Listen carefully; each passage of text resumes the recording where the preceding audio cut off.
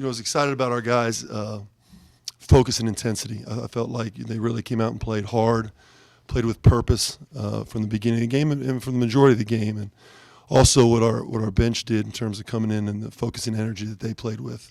It starts with defense. And, we're not a great shot making team. It continues to be the case right now, 7 for 24 from 3.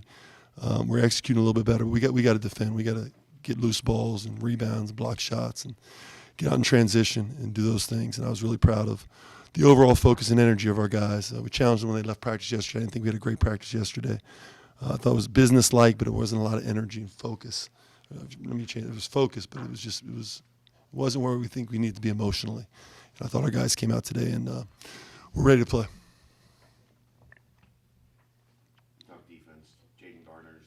Top scorer in the league, and most importantly, gets to the free throw line, number 1 in the country. Yeah. Didn't think I know that.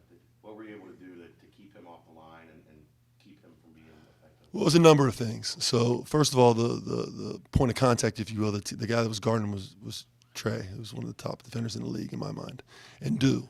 So those two guys guarding him, but then we had different coverages on different parts of the floor for him.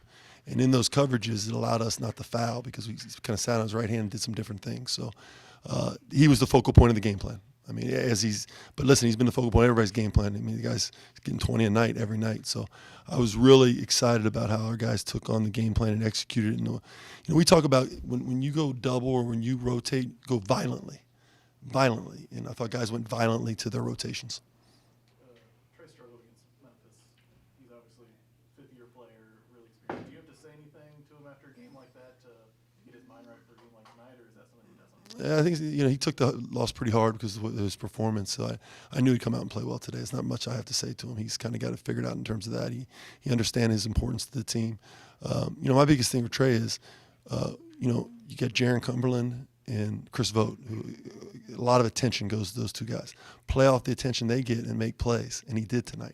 He made plays instead of, off the attention that they got, so getting in the gaps, driving the ball before the closeout came, before the rotation came, just making the right decision, where in Memphis he kind of hesitated. You talked about in Memphis some of the runs that they made when you had to go to your bench. Yeah.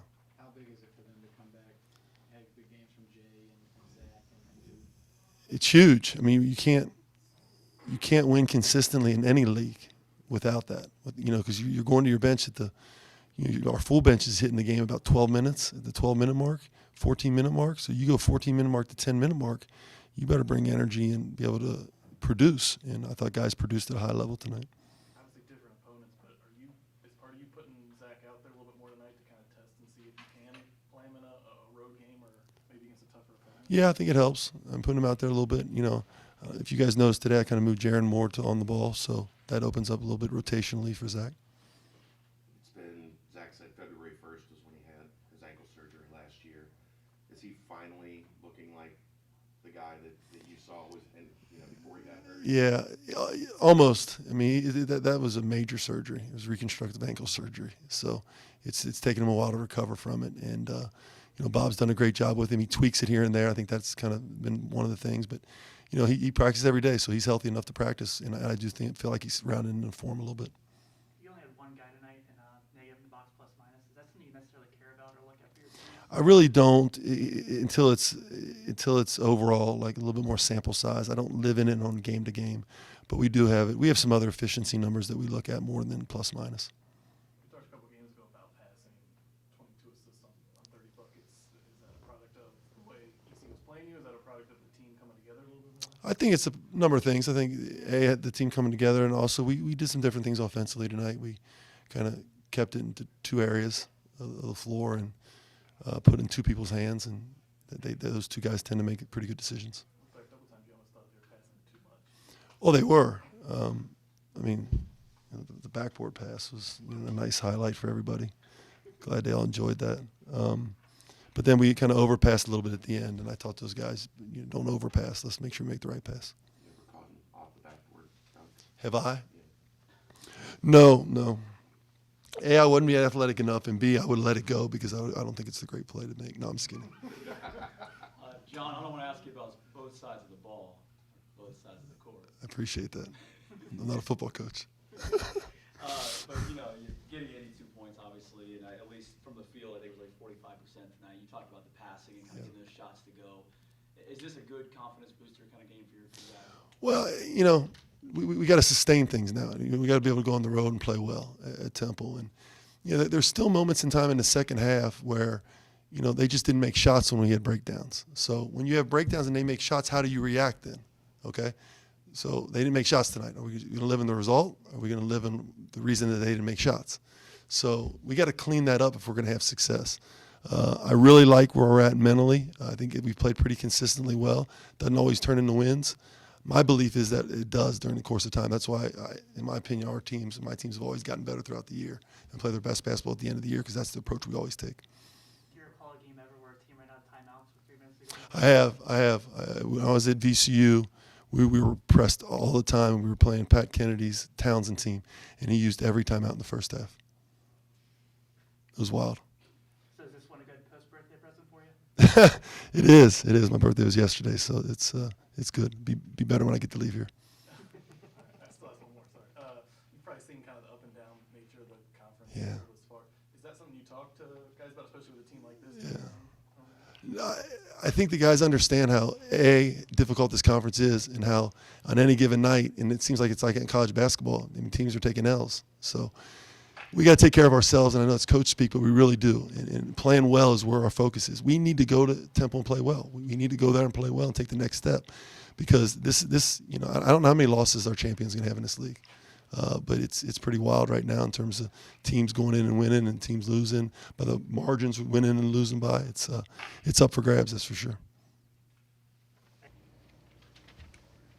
Trey, you're kind of stuck in a cycle of big game and then a little bit of a struggle and big game.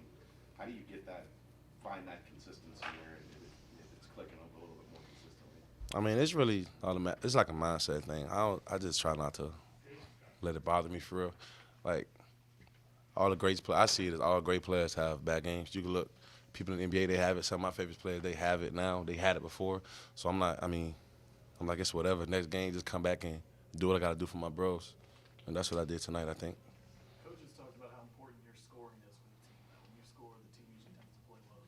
Does that put any pressure on you, or is that something you're aware of going into games? Nah, I don't put no pressure on me, to be honest. Like, when I, found that out or heard that, I just was like, oh, that's cool, and just let it go. Like, I try not to think about that type of stuff. Like, I just try to do whatever I've been doing and do whatever this team need me to do to be successful.